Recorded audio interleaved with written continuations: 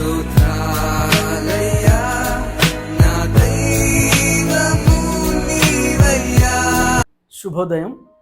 క్రీస్తు యేసునందు ప్రియమైన విశ్వాసులారా, సజీవుడు పునరుద్ధరణైన యేసు క్రీస్తు యొక్క పవిత్ర నామంలో మీ అందరికీ ఉదయకాల శుభాలు తెలియజేస్తున్నాను. మన టీఎల్సీ అనుదిన ఆహారంలో దేవుని యొక్క వాక్యాన్ని చదువుకుందాం. మార్కు సువార్త 9వ అధ్యాయము 29వ వచనాన్ని చదువుకుందాం. అందుకు ఆయన, ప్రార్థన వల్లనే కానీ మరి దేని వలనను ఈ విధమైనది వదిలిపోవుట అసాధ్యమని వారితో చెప్పెను. దేవుని బిడ్డ, ఈ ఉదయకాలం ఒక శ్రేష్టమైనటువంటి తలంపు దేవుడు మన జ్ఞాపకం చేస్తూ మనతో మాట్లాడుతూ ఉన్నారు. ఈ భాగంలో మనం గమనించాల్సింది, మనం అనుసరించవలసినటువంటి ఒక సత్యం ఏంటంటే ప్రార్థన విశ్వాసికి ఊపిరి వంటిది. ప్రార్థన మన పరిస్థితుల్ని మారుస్తుంది. ప్రార్థన మనకొక భవిష్యత్తుకి బాట వంటిది, భవిష్యత్తుకి ప్రారంభ మెట్టు లాంటిది ప్రార్థన. జాన్ బనియన్ గారు ఒక మాట అంటారు, ఎవరైతే ఉదయకాలం లేచిన వెంటనే ప్రార్థనతో వారి జీవితం ప్రారంభం చేస్తారో ఆ దినమంతా కూడా వారి జీవితం చాలా నెమ్మదిగా ఉంటుంది అని అంటాడు. అలా కాకుండా ఎవరైతే పనులతో వారి జీవితాన్ని ప్రారంభం చేస్తారో ఆ దినమంతా కూడా తెలియనటువంటి గజిబిజి అనేటువంటిది వారి జీవితాల్లో ఉంటుంది అంటాడు. అందుకనే యాత్రికుని ప్రయాణం అనేటువంటి పుస్తకాన్ని రాసినటువంటి జాన్ బనియన్ గారు ఈ మాట జ్ఞాపకం చేశాడు.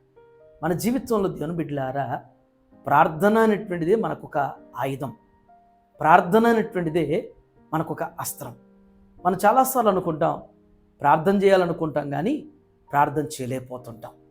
ప్రార్థన ద్వారానే సమస్తం కలుగుతుందని మనకు తెలుసు కానీ ప్రార్థించడానికి మాత్రం మనస్కరించలేకపోతుంటాం. ఎక్కువ సమయం ప్రార్థనలో గడపటం అనేటువంటిది ఉండాలనేటువంటి పరిస్థితి ఉంటుంది.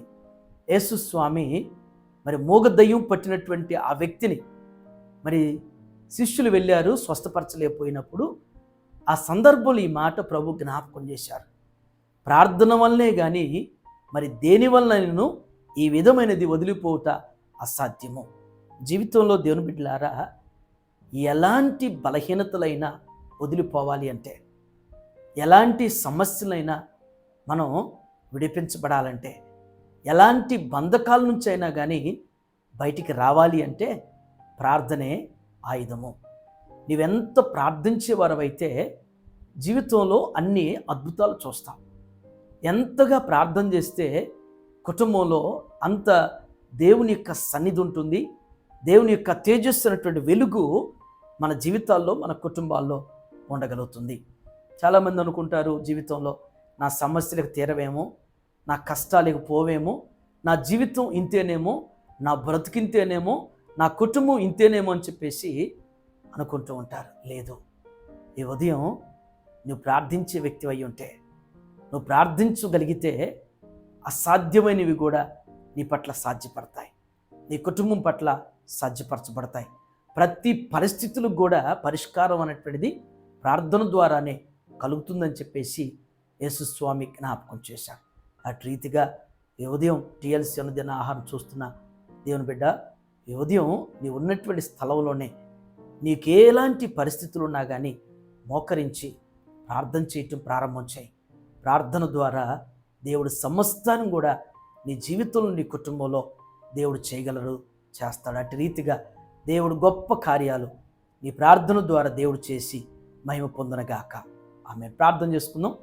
మా మంచి కాపురమైన మా యేసు ప్రభువా, మీ పరిశుద్ధమైన బంగారు పాదాలకు వందనాలు చెల్లిస్తున్నాం. దేవా, శ్రేష్టమైనటువంటి తలంపు ద్వారా ఈ ఉదయం మాతో మీరు మాట్లాడే విధానం బట్టి మీకు వందనాలు. దేవా, శిష్యులు ఆనాడు ఆశించారు ప్రభు, ప్రార్థించటం మాకు నేర్పించమన్నప్పుడు నాయన వారికి ప్రార్థన నేర్పించారు. కానీ ప్రభువా, నిజ జీవితంలో నా తండ్రి వారు నాయన ప్రార్థించలేనటువంటి బలహీనులుగానే వారి జీవితాల్లో అనేక సందర్భాలు కనిపించినవి. అయ్యా, మాకు నా తండ్రి దేవా, మరి మీ లేఖనాల ద్వారా మీరు జ్ఞాపకం చేసినట్లుగా నా తండ్రి ఆత్మశుద్ధమే కానీ శరీరం బలహీనమని ఆనాడు శిష్యులను ఉద్దేశించి జ్ఞాపకం చేసినట్లుగా మాలో ఆశ ఉన్నది ప్రభువా అయ్యా, కానీ శరీరం సహకరించినటువంటి వారుగా, మనస్సు నాయన అంగీకరించినటువంటి రీతిలో ప్రార్థించలేనటువంటి బలహీనులుగా ఉంటున్నాం. క్షమించండి. ప్రార్థనాత్మను మాకు దయచేయండి, ప్రార్థనా శక్తిని దయచేయండి. ప్రార్థన ద్వారా నా తండ్రి అసాధ్యమైనవి కూడా సాధ్యపరచబడతాయని మీరు జ్ఞాపకం చేస్తుండగా నా తండ్రి, ఏ బంధకాల్లో ఉన్నారో, ఏ బలహీనతలో ఉన్నారో, ఏ ఇబ్బందుల్లో ఉన్నారో, ఏ కష్టాల్లో, ఏ అనారోగ్యంతో నాయన బాధించబడుతున్నప్పటికీ నా తండ్రి ప్రార్థన చేసిన ఆయన మీ ద్వారా విడిపించబడలాగున మీ కార్యం జరిగిస్తూ సహాయం చేయమని అయ్యా, ప్రతి దాంట్లో నా తండ్రి ప్రార్థనాపూర్వకంగా అడుగులు ముందుకు వేయగలిగినటువంటి విశ్వాసులుగా మమ్మల్ని అందరిని కూడా స్థిరపరచమని యేసు నామములో ఈ ప్రార్థన మీకు సమర్పించున్నాను తండ్రి. Amen. God bless you all.